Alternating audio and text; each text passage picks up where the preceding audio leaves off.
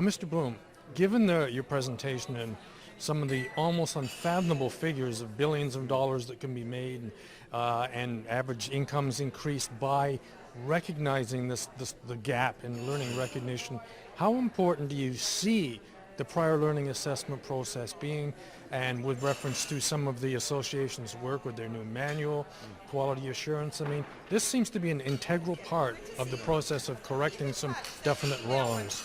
I think prior learning assessment recognition processes are absolutely integral to making progress for two reasons. One, the people who do PLAR, CAPLA, and others have a deep understanding of the issues, and they have an ability to communicate that to key audiences. So changing the understanding of what it is crucially important. Second thing is, it's absolutely fundamental to have good tools and techniques. The classic thing in business or any institution is, okay, now I get the issue, what do I do about it? This gives a how-to that is effective and efficient, that allows people to do it, to get from starting to an outcome in a reasonable time. So I think it's going to encourage more people to do it, and it's going to start us along that process of taking it from being ad hoc to being a system, to being a truly systemic approach to the problem.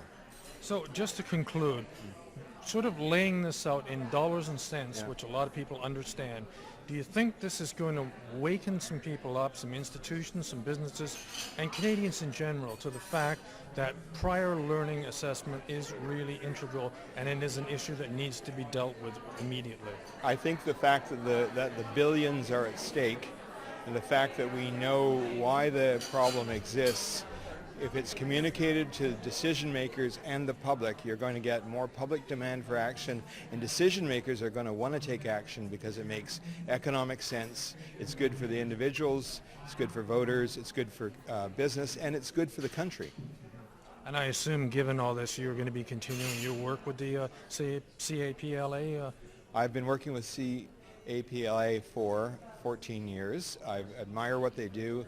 I will continue to support in the ways I can, and I'm going to certainly be communicating the message about the importance of recognizing learning to people who are in those decision-making roles. I think people know generally there's an issue, but they don't know precisely and they don't know what to do about it. I'm going to try and shed light on that.